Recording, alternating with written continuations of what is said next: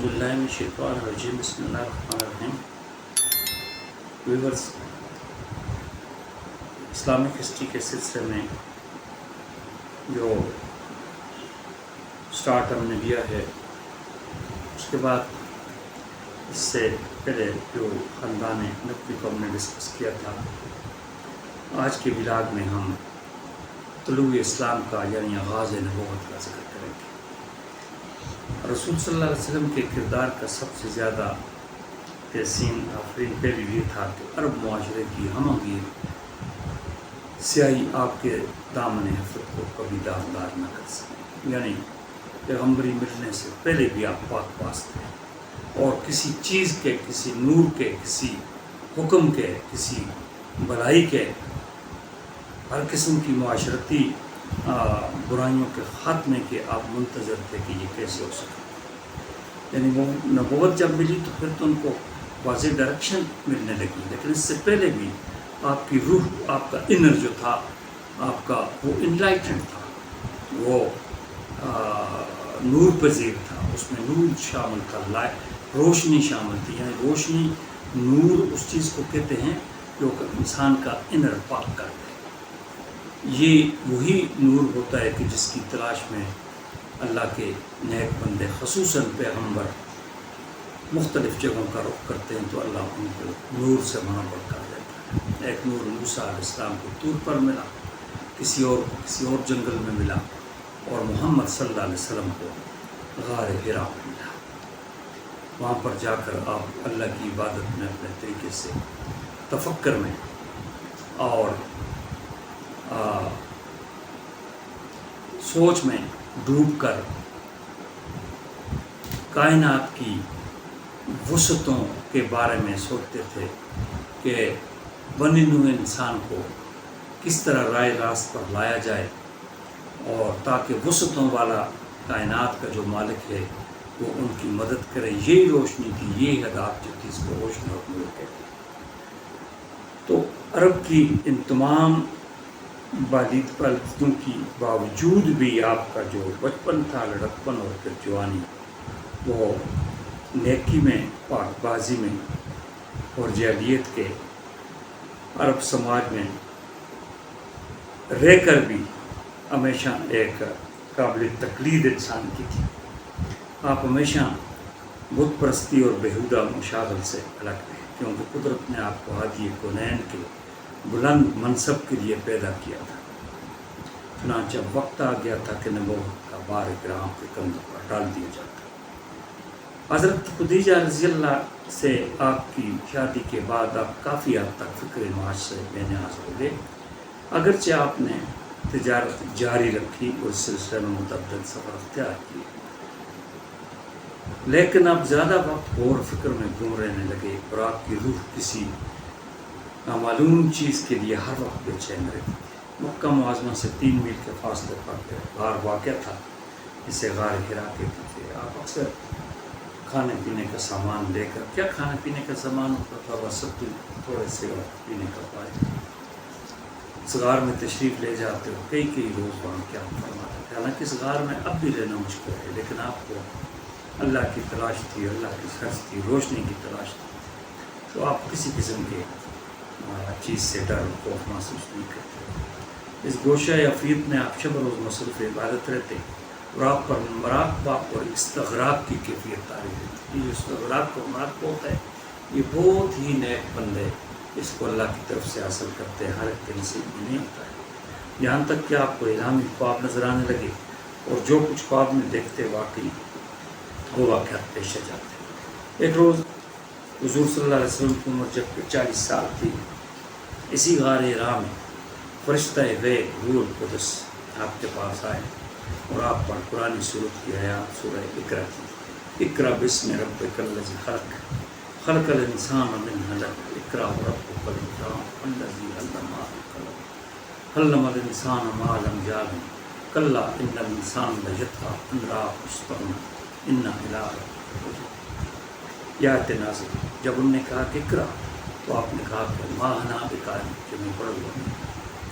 پھر انہوں نے کہا، تیسری دفعہ انہوں نے اپنے ساتھ آپ کو دبا کر اپنے ساتھ لگا کر آپ سے کہا کہ اقرا، پھر آپ نے پڑھا اقرا بسم اللہ۔ یہ پہلی وحی تھی جو کہ آپ پر نازل ہوئی۔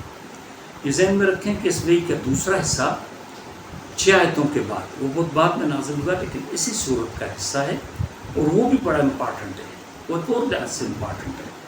تو یہ پہلی وحی تھی، اس لیے بڑی امپارٹنٹ ہے، اس پوری صورت کو بار بار پڑھنا چاہیے۔ اور اس کی مفسرین نے بہترین تفسیر لکھی کہ اقرا، پڑھ، read in the name of the الہ، اے محمد پڑھو اللہ کے نام سے، ہو کریٹڈ، جس نے پیدا کیا، who created the man with the breath, جس نے انسان کو جمع خون سے پیدا کیا۔ اقرا، read, and the Lord is very kind, آپ کا رب بڑا مہربان ہے۔ تو یہ آیات بڑی امپارٹنٹ آیات تھیں۔ ایک تو پہلی وہی تھی، دوسرا ان کی بڑی امپارٹنس تھی، یہ مفسرین نے بیان کیے ہیں، یہ آپ خام خواہ پڑھ کرو۔ یہ نبوت کا بار گران تھا، بڑا مشکل کام تھا، اس لیے آپ کے جسم پر قدرتی طاہر تھی، اور آپ نے حضرت خدیجہ سے فرمایا کہ میرے جسم پر چادر ڈال، انولپ می ان بلینکٹ، حضرت خدیجہ سے فرمایا۔ یہ آگے بھی ایک صورت میں اللہ فرماتے ہیں، یہ سورہ مدثر میں کہ یا ایھا المدثر، ادھر بھی بلینکٹ کا ذکر ہے کہ ایک کپڑا اوڑھنے والے، ایک کمبل کو اوڑھنے والے، قم فانذر، رائز اینڈ وان، اٹھو اور ڈراؤ، ربک فکبر، اینڈ میگنیفائی دی لارڈ، اور اپنے رب کی پاکیزگی بیان کرو۔ تو آپ کو اللہ یا ایھا المزمل، یا ایھا المدثر، بڑا خوبصورت الفاظ ہے۔ دیکھیں آپ کو کوئی دنیاوی بڑائی کا لفظ یوز نہیں کیا گیا، کمبلی اوڑھنے والے، کمبل ڈالنے والے، کپڑا اوڑھنے والے۔ گھر تشریف لائے تو آپ کے جسم پر کپ کپی طاہر تھی، اور حضرت خدیجہ نے فرمایا میرے جسم پر چادر ڈال۔ جب آپ کی اہلیہ محترمہ نے سارا واقعہ سنا، وہ آپ کو اپنے امزاد، اپنے چچا ورقہ بن نوفل کے پاس لے گئی، جو انجیل اور تورات کے فاضل تھے۔ اس سے پہلے وہی کتابیں تھیں جو ریلیجس لوگ تھے تو ظاہر ہے وہ یہی پڑھتے تھے، وہ اچھے مانے جاتے تھے معاشرے میں، شریف لوگ اور اللہ والے۔ انہوں نے سب ماجرا سن کر جواب دیا یہ وہی ناموس ہے جو اس سے پہلے موسیٰ پر اترا تھا، حضرت جبریل علیہ السلام۔ بعثت کے بعد 3 سال تک آپ نے خفیہ تبلیغ کو قرین مسلط سمجھا۔ اس دوران میں آپ نے نہایت عزم و احتیاط کے ساتھ پیغام حق کو صرف ان لوگوں کے سامنے پیش کیا جو میرے میراث اور ہم مجلس تھے۔ چنانچہ عورتوں میں سب سے پہلے آپ کی اہلیہ محترمہ حضرت خدیجہ رضی اللہ، مردوں میں آپ کے قدیم ہمراز اور ہمدم حضرت ابوبکر رضی اللہ، بچوں میں آپ کے پروردہ حضرت علی رضی اللہ، اور غلاموں میں آپ کے آزاد کردہ غلام حضرت زید رضی اللہ، وہ خوش نصیب تھے جنہوں نے آپ کی دعوت حق پر لبیک کہنے کا آپ کو شرف حاصل ہوا۔ یہ آزاد کردہ غلام، یہ جب انہوں نے آزاد کیے تھے نا، ان کو کبھی پھر ڈسکس کریں گے ڈیٹیل کے ساتھ، تو انہوں نے کعبہ میں جا کر اعلان کیا تھا کہ آج سے زید میرا بیٹا ہے، تو لوگ ان کو زید بن محمد کہا کرتے تھے۔ زید جب حضرت خدیجہ کے پاس آئے تھے، ان کا ایک دوسرے ریلیٹو تھے، ان کے پاس خریدا تھا، یہ ان کے قبیلے پر حملہ ہوا تو یہ گرفتار کر دیے گئے، منڈی میں فروخت کر دیے گئے۔ پھر ان کے پاس آئے، انہوں نے حضرت خدیجہ کو کے حوالے کر دیا۔ حضرت خدیجہ جب ان کی میرج ہوئی تو اپنے ساتھ لائے اور محمد صلی اللہ علیہ وسلم کے حوالے کر دیے، اور محمد صلی اللہ علیہ وسلم نے ان کو اپنا بیٹا بنا دیا۔ اس کے والدین کو، حضرت زید کے والدین کو پتہ چلا یمن سے آئے ان کے والد اور چچا، اور پیغمبر صلی اللہ علیہ وسلم سے ریکویسٹ کی کہ آپ محافظہ لے کر بچے کو ہمارے حوالے کر دیں۔ تو انہوں نے کہا کہ بچے سے پوچھ لیں، اگر وہ آپ کے ساتھ جانے کے لیے تیار ہے تو بلا معاوضہ ساتھ لے جائیں۔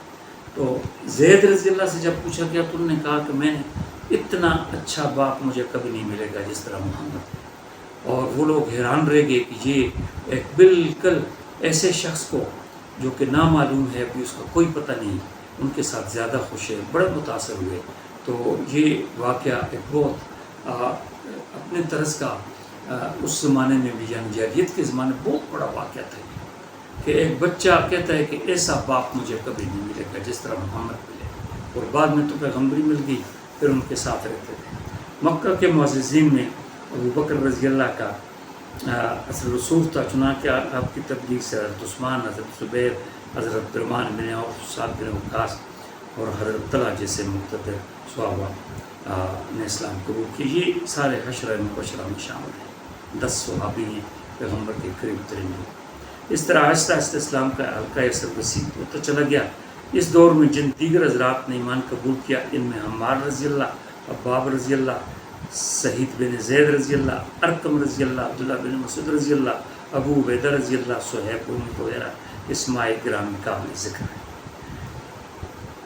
اسلام ایک عالمی دعوت تھی، اس لیے سرور کائنات کو خدا کی طرف سے حکم ہوا کہ فاصدع بما تؤمر، کہ تجھ کو تو حکم دیا گیا واشگاف کہہ دے، لوگوں سے اوپنلی بیان کر، ان سے ڈرنے کی ضرورت نہیں۔ اس پر حضور صلی اللہ علیہ وسلم کو اس صفحہ پر چڑھے اور قریش کو آواز دی۔ جب وہ لوگ جمع ہو گئے تو آپ نے فرمایا اگر میں تم سے کہوں کہ عقب کے پہاڑ کے عقب سے ایک لشکر آ رہے تو تم یقین آ جائے گا؟ سب نے کیا ہو کر زبان ہو کر ہاں کیوں نہیں، ہم نے آپ کو ہمیشہ سے سچ بولتے دیکھا ہے۔ تو رسول اللہ صلی اللہ علیہ وسلم نے فرمایا کہ if I say that the troops army is coming from behind the hill, you will believe؟ انہوں نے کہا کہ yes you will believe as you have never told lie۔ اس پر آپ نے ارشاد فرمایا تو میں کہتا ہوں کہ اگر تم ایمان نہ لاؤ گے تو تم پر شدید عذاب نازل ہوگا۔ ان الفاظ کا سننا تھا کہ قریش کی رؤساء جن میں ابو لہب خصوصی طور پر شامل تھا وہ اپنے گھروں کو واپس چل دیا، اور ابو لہب نے کہا کہ تم نے یہ بات کہنے کے لیے مطلب ہم بلایا تھا۔ کچھ دن بعد آپ نے خاندان عبد المطلب کی ایک دعوت پر مدعو کیا۔ کھانے کے بعد آپ نے فرمایا کہ میں وہ چیز لے کر آیا ہوں جو دین اور دنیا دونوں کی کفیل ہے، اس بار گرام کو اٹھانے میں کون میرا ساتھ دے گا؟ حاضرین پر سکوت طاری ہو گیا، یعنی خاموش ہو گیا۔ لیکن حضرت علی بول اٹھے، ان کی عمر اس وقت 12 سال تھی یا میکسیمم 13 تھی۔ بول اٹھے حضرت علی کی، گو کہ مجھ کو اشوب چشم ہے، آنکھوں کی بیماری ساری عمر رہی حضرت علی، گو میری ٹانگیں پتلی ہیں اور گو میں سب سے نو عمر ہوں، تاہم میں آپ کا ساتھ دوں گا۔ ٹانگیں پتلی ہیں عربی کا محاورہ ہے، یعنی میں دیکھوں بچہ ہوں۔ تو ایک بچے نے سب معززین کے سامنے یہ جرت کی کہ گو کہ مجھے اشوب چشم ہے، گو کہ میری ٹانگیں پتلی ہیں اور گو کہ میں نو عمر ہوں، تاہم میں آپ کا ساتھ دوں گا۔ مورخین نے اس واقعے کو ایک عجیب ترین اور بہت بڑا واقعہ قرار دیا۔ مورخ شبلی نعمانی کے الفاظ میں قریش کے لیے بڑا حیرت انگیز منظر تھا کہ دو شخص جن میں ایک 13 سالہ نوجوان ہے اور ایک مڈ ایج آدمی ہے، یعنی محمد صلی اللہ علیہ وسلم، دنیا کی قسمت کا فیصلہ کر رہے۔ حاضرین کو بے ساختہ ہنسی آ گئی، لیکن